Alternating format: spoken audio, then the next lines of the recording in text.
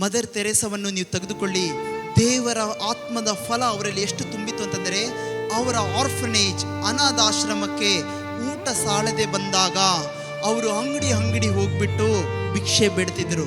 ಫಾರಿನ್ಲಿಂದ ಬಂದಂತಹ ಮಹಿಳೆ ಒಂದು ಕನ್ಯಾಸ್ತ್ರೀಯಾಗಿ ಅವಳ ಹೊಟ್ಟೆಗೆ ಅಲ್ಲ ಅವಳು ಭಿಕ್ಷೆ ಬೇಡಿದ್ದು, ಅನಾಥರಾಗಿ ಭಾರತ ದೇಶದಲ್ಲಿರುವಂತಹ ಭಾರತದ ಮಕ್ಕಳಿಗಾಗಿ ಅನ್ಯ ದೇಶದಿಂದ ಬಂದಂಥವಳು ಏನು ಮಾಡ್ತಿದ್ದಾಳೆ, ಒಂದು ತಾಯಿಯಾಗಿ ತನ್ನ ಮಕ್ಕಳಂತೆ ಕಂಡು ಭಿಕ್ಷೆ ಬೇಡ್ತಿದ್ದಾರೆ.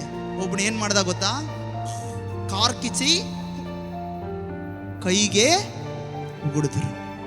ಪವಿತ್ರಾತ್ಮರ ಫಲ ಎಷ್ಟು ಮಟ್ಟಿಗೆ ಚೈತನ್ಯವಾಗಿ ಮದರ್ ತೆರೇಸದಲ್ಲಿ ಇದ್ರು ಅಂತಂದರೆ, ಆ ಉಗುಳಿದಂಥ ಎಂಜಿಲನ್ನು ಸಾವಧಾನ ಕೈಗಳಲ್ಲಿ ತೆಗೆದು ಅದನ್ನು ಒರೆಸ್ಕೊಂಡು ಅವನನ್ನು ತೆರಳಿಸದೆ, ನನ್ನ ಪಾಲು ನನಗೆ ಕೊಟ್ಟಿದ್ದೀರಾ, ನನ್ನ ಮಕ್ಕಳಿಗೆ ಊಟ ಕೊಡಿ ಅಂತ ಪ್ರೀತಿಯಿಂದ ಕಾಳಜಿಯಿಂದ ಕೇಳಿಕೊಂಡು ಅವನ ಜೀವನವೇ ಬದಲಾಯಿಸ್ಬಿಡ್ತು.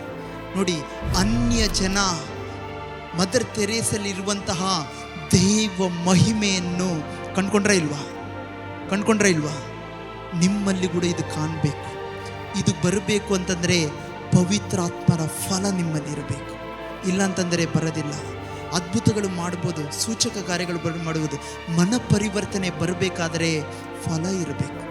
ಒಬ್ಬ ವ್ಯಕ್ತಿ ಮಾತಾಡ್ತಿದ್ದಾನೆ, ಅವನ ಸ್ವರ ಕೇಳುವಾಗ ಅದರಲ್ಲಿ ಜೀವ ಮತ್ತು ಆತ್ಮ ಬರಬೇಕಾದರೆ ಅವನು ದೇವರಲ್ಲಿ ಐಕ್ಯವಾಗಿರಬೇಕು. ಲೋಕ ಆಶ್ಚರ್ಯ ಪಡುವಂಥ ಅದ್ಭುತಗಳನ್ನು ಯಾರು ಮಾಡೋಕ್ಕೆ ಶಕ್ತಿ ಇದೆ? ಸೇತಾನಿಗೆ ಶಕ್ತಿ ಇದೆ. ಆದರೆ ದೇವರಲ್ಲಿ ಅವನು ಐಕ್ಯವಾಗಿದ್ದಾನಾ? ಇಲ್ಲ.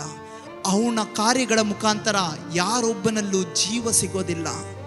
ಅದ್ಭುತಗಳು ಸೂಚಕ ಕಾರ್ಯಗಳ ಮುಖಾಂತರ ನಿಮ್ಮ ಕ್ಷಣಿಕವಾದ ಕಷ್ಟಗಳು ನಿಮ್ಮ ಜೀವನದಿಂದ ಬಿಟ್ಟು ಹೋಗುತ್ತೆ ಹೊರತು ನಿಮಗೆ ನಿತ್ಯ ಜೀವ ಸಿಕ್ಕೋದಿಲ್ಲ.